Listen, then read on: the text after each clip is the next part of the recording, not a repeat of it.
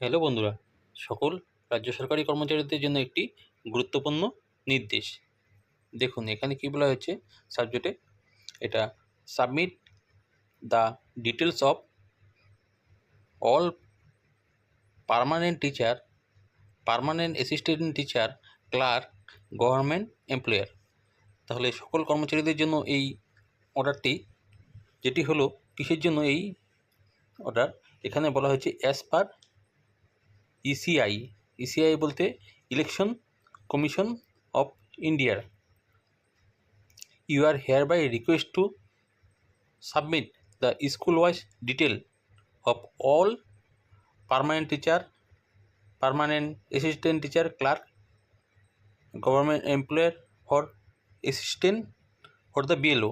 তাহলে এখানে কি বলা হয়েছে যে বিএলও যে আছে সেই বিএলওর অ্যাসিস্ট্যান্ট নিয়োগ করতে চলেছে, তার জন্য এই ডাটা কালেক্ট করা হচ্ছে during the SIR period in the following prescribe format.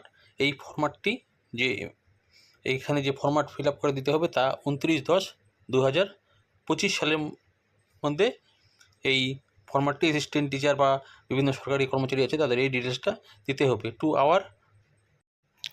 এখানে আরেকটি কথা, বিএলও অ্যাসিস্ট্যান্ট হিসেবে পাবে যেসব বুথে ভোটার সংখ্যা 1200-র উপরে আছে সেই সকল বিএলওরা কিন্তু অ্যাসিস্ট্যান্ট বিএলও হিসেবে আরেকজনকে পাবেন।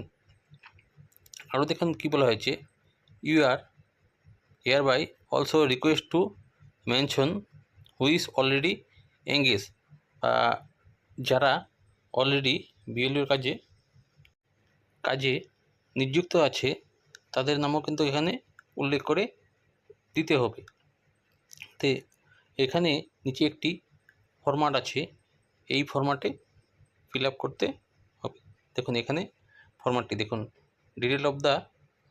Details of government employer, permanent teacher who will be assistant BLO during এসআইআরের জন্য যে অ্যাসিস্ট্যান্ট বিএলও হিসাবে নিয়োগ হবে, স্কুলের নাম ঠিকানা বা যা যাবতীয় ডিটেলস, মোবাইল নম্বর, কোন ডিপার্টমেন্টের ডেজিগনেশন কি আছে, এই সমস্ত কিছু দিতে হবে এখানে।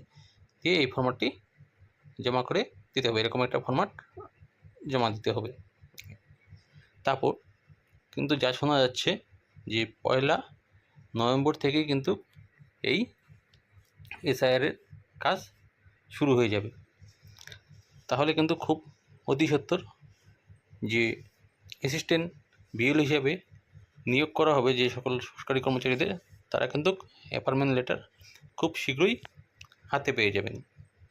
তাহলে মোটামুটি অনেক বুথেই কিন্তু 1200-র উপরে ভোটার আছে। তাহলে যে সকল বুথে 1200-র উপর ভোটার আছে সে সমস্ত বুথেই কিন্তু বিএলও, অ্যাসিস্ট্যান্ট বিএলও নিয়োগ হবে। তার জন্য কিন্তু প্রচুর স্টাফের প্রয়োজন হবে। তাই এবার কিন্তু হয়তো আগে যারা নাম কাটাতে পেরেছিল বা কাটিয়েছে তাদেরও কিন্তু আবার এই ডিউটি করতে পারে। তো এটা কিন্তু অ্যাসিস্ট্যান্ট বিএলও হয়তো তাদের সমস্ত বা সারা বছর ধরে ডিউটি করতে নাও হতে পারে, কিন্তু এসআইআর পিরিয়ড চলাকালীন কিন্তু তাদের এই ডিউটিটা করতে হবে। এই অ্যাসিস্ট্যান্ট বিএলওরা কিন্তু প্রধান বিএলওর থেকে কাজ একটু বা দায়িত্ব কম থাকবে। ধন্যবাদ।